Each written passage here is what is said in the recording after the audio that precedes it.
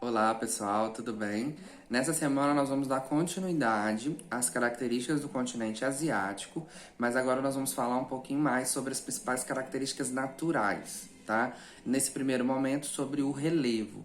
Mas antes da gente falar do relevo, a gente precisa entender quais que são os limites do continente asiático, né? Eu falei que ele é um continente muito grande, então ele tem várias fronteiras, vários limites, né? A gente precisa entender essa localização, né? E aí lá no bloco, o primeiro parágrafo é justamente isso, né? Falando o que tem ao redor do continente asiático. Então eu tô olhando aqui para poder falar isso para vocês. O continente asiático, ele é banhado pelo Oceano Pacífico a leste. Então, ali na costa do Japão, da China, nós temos o Oceano Pacífico. Ao sul, próximo à Índia ali, por exemplo, nós temos o Oceano Índico, tá? E lá em cima, no norte, na Rússia, lá em cima, nós temos o Oceano Glacial Ártico. Então, mostrando aí que o continente é banhado por 3 oceanos diferentes. Isso é importante. A oeste, que é a esquerda, o continente asiático, ele tem uma divisa com a Europa, uma divisa terrestre. Na verdade, muitas pessoas falam que o continente asiático e o continente europeu, eles são um supercontinente, porque eles são ligados, né? O continente europeu e o continente asiático não tem uma divisão natural entre eles. É um único pedaço de terra. A divisão é a divisão política, né? Onde acaba o último país europeu e começa o primeiro país asiático. Tanto que nós temos alguns países que são transfronteiriços, né?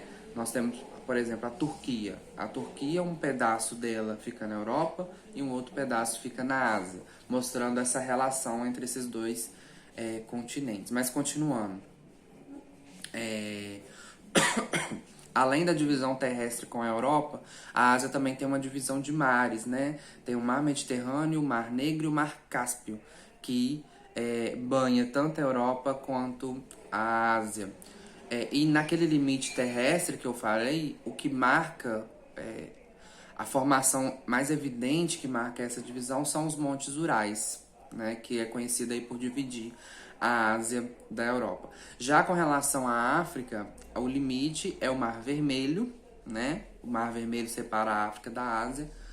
Tem também um pedaço do Mar Mediterrâneo e o Canal de Suez, né, que ficou super conhecido aí nos últimos meses, eu acho, quando um navio ficou encalhado, né, no meio do Canal de Suez, que é uma importantíssima ligação entre Europa e Ásia. Ali passam muitas coisas de valores, muitos minerais, muita coisa, e aí um navio ficou encalhado ali e a gente viu que deu muito problema, tá? Só uma curiosidade aí pra vocês.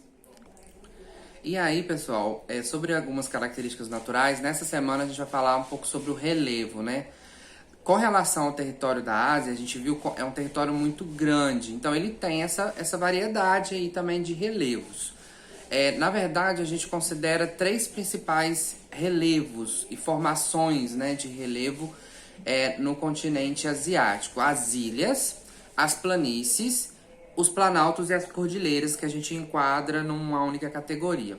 As ilhas é importante a gente destacar porque o território da Ásia ele é recortado, né, na região litorânea, em boa parte, por várias ilhas, várias ilhas. E algumas dessas ilhas são consideradas países, como é o caso do Japão, da Indonésia, do Sri Lanka, das Filipinas. São países formados por várias ilhas, né? Então é importante o Japão, por exemplo, que é um país super importante economicamente, na verdade é um conjunto de ilhas. Então mostrando aí essa questão, tá? Sobre as planícies, a Ásia, pelo seu tamanho, ela é marcada por extensas planícies e são consideradas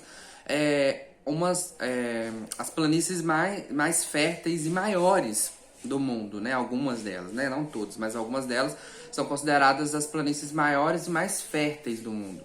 Isso é importante, né? Porque o continente asiático é um continente super populoso. Então, ter um relevo, né? Planícies que são férteis e podem produzir muito alimento é importante para eles, tá?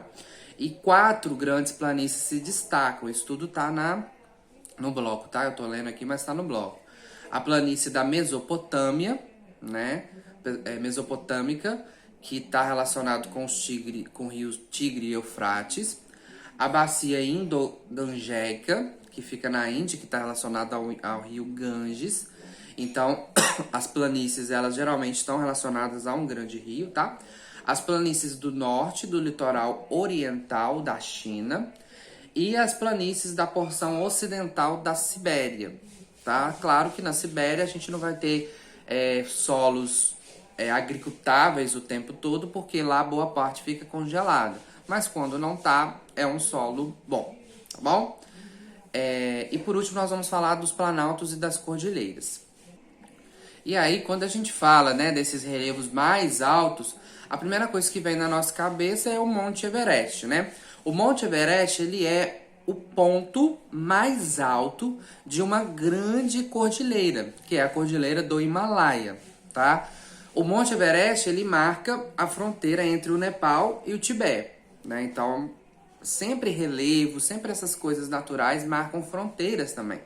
Então, é importante a gente destacar isso. Só que essa cordilheira, ela é gigante, né? Ela tem vários picos muito altos. O maior deles é o Monte Everest. E essa cordilheira, ela foi formada pelo encontro de placas tectônicas. Então não é um processo rápido, foi um processo lento, há 65 milhões de anos atrás. Só para a gente entender a complexidade disso, né?